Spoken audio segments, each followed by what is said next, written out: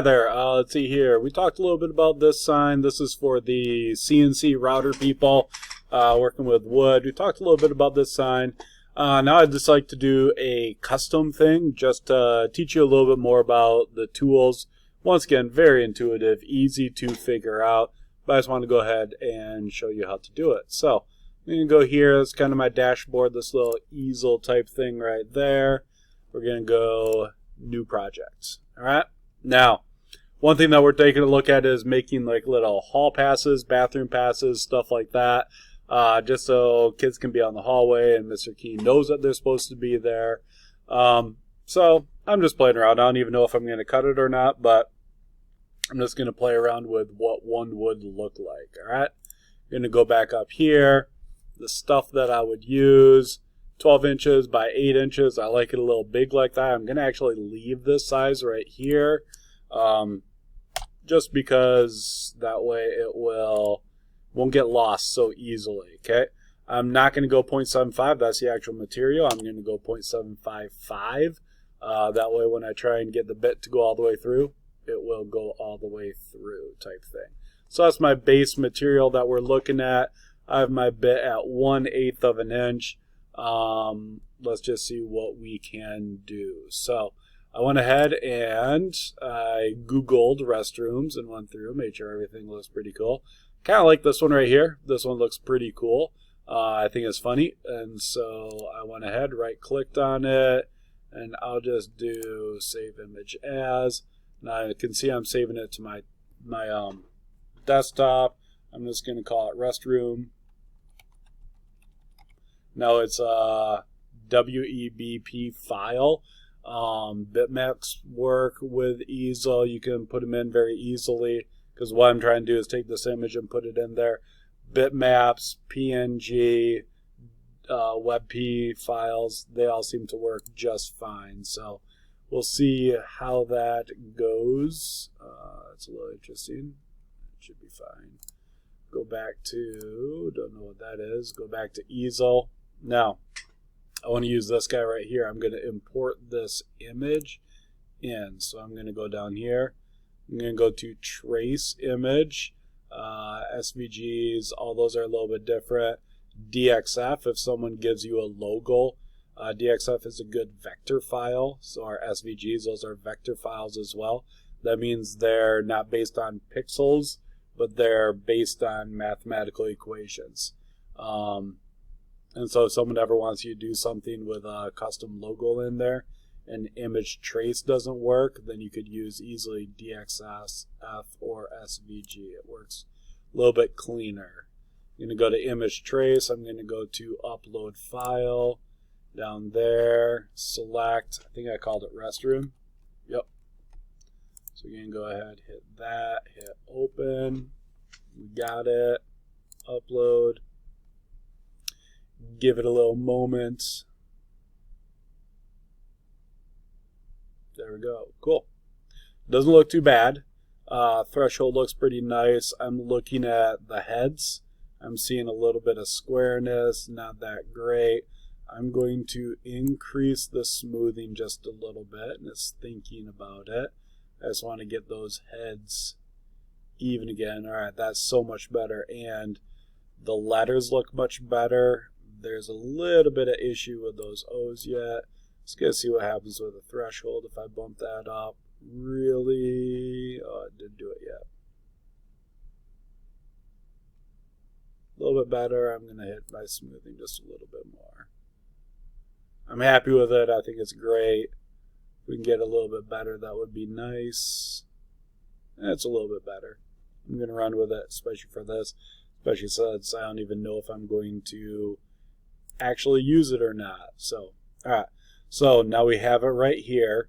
Remember down here, we have the 1/8 inch bit in. Now, I'm going to show you a little bit later, a little trick I do so you can use more than one bit. I'm going to go ahead and make it bigger.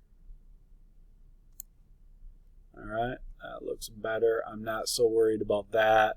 The 1/8 inch bit won't even get into there, but I'm going to do all this with a V-carve anyway, so I'm not too worried about that.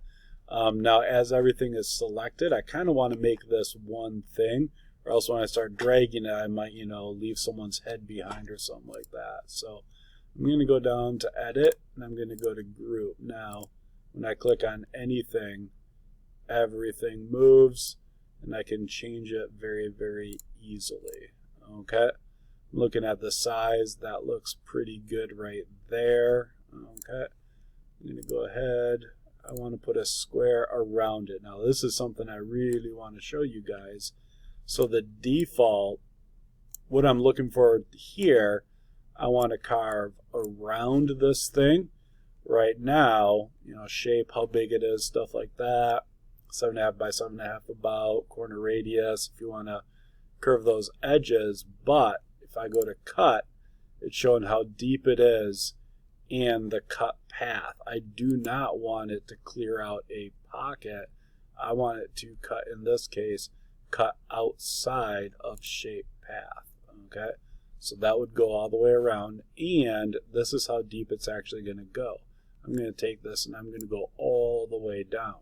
Okay, 0.755, and then once again I put the extra little 5 on there, so it'll go just a little bit deeper than the board, and you can see that would cut everything out, which is exactly what I'm going for here. Okay, with a 1/8 inch bit. Now these guys right here, these little yellow guys, these guys are tabs, and they stay in there to hold it in place, excuse me, sorry about that. Can't get this guy. All right. They stay there to actually hold the thing in place, and so when you cut it out, this doesn't start bopping around and going all over the place. If I use clamps, they'll hold it down at the corners. So I don't want this just to start going around, because that's when you start messing up your piece and you start breaking your bits as well. Another thing that I could do is I could put double face tape on the spoil board when I mount my board, and then go ahead and cut it that way. Then I would not need tabs, and I could take the tabs off. They're down here. I could uncheck use tabs. You can change how big your tabs are. I'm just going to leave them on, because after I cut it out, I mean, those tabs are so small, I can easily just trim them off. Okay? All right, so this is pretty good.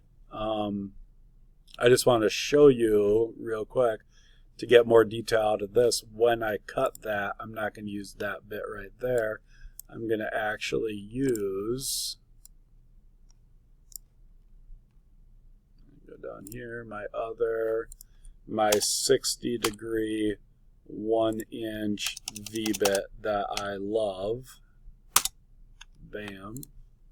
Then you can see what that did. That made where it says restrooms and all that, made that so much better looking, but then the outside is not going to cut well at all. Okay, so what I'm going to do, I'm going to go back to my 1/8 inch bit right there, and I want to put some hall pass, some lettering up here, and then basically I'm going to make a copy and do it that way so that I can upload 2 different things. All right, so we got that. I'm going to go to my text tool right here. I'm just going to use that right there. Put in hall pass.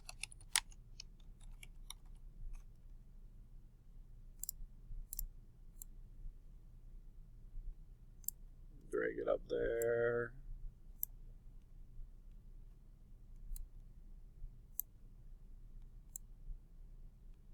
That doesn't look bad. If this is, yeah, that line right there would be my center. So let's try and center it a little bit better.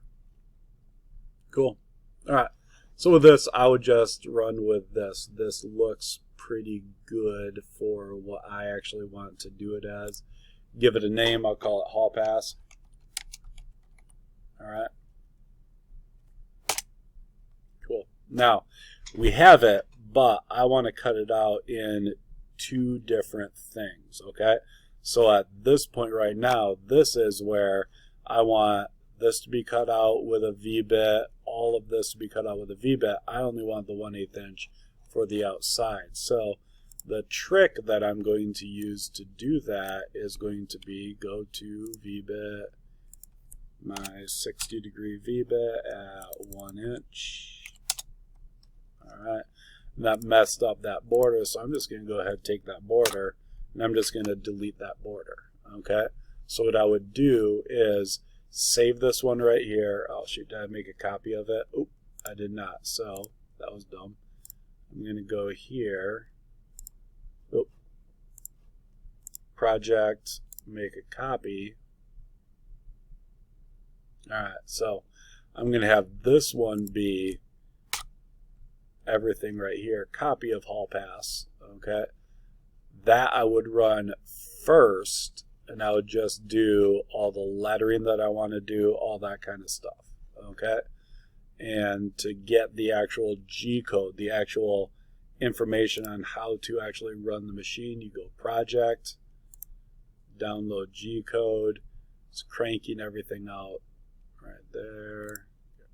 I don't want to do that. All right, so now it's down in my downloads. I would take that file, put that on a flash drive, and then load it into the machine. And now I'll have to show you how to actually load it into the machine. Okay, oh, I'm getting a little bit bad here because cut settings, we can go way faster than that. We can go 60 inches per minute, 20 for the plunge rate. I'm going to go at 0.125 for the depth per pass. Ramping is absolutely fine. Just want to see how long it's actually going to take. Okay, that brought it down to 16 minutes. All right. Now, obviously, I messed with that. I want to put in a new G code. So I'm hitting download to G code again. And you can't see it because it's off the screen, but it's saving that right there. Okay. So I would actually, on my piece, I would run that run right there just to get a nice looking detail inside of it. Now I'm going to go back to Pro. That's the copy. Here's hall pass right here. Now on this one, I'm going to go back to my 1/8 inch compression bit, but I don't want any of this, and I don't want any of the lettering. So I have this right here, hall pass. I'll go project, download G code. We got it. All right.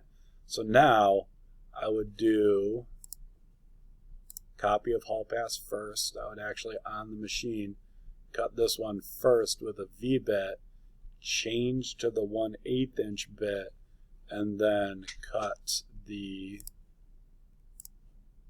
outside right there. Now if I just clamp my material down once, don't move the material, then it'll be exactly in the right place. It'll be framed in and it will look nice. Oh, shoot, I'm messing up here. These cut settings I could go at least, so I have to go manual.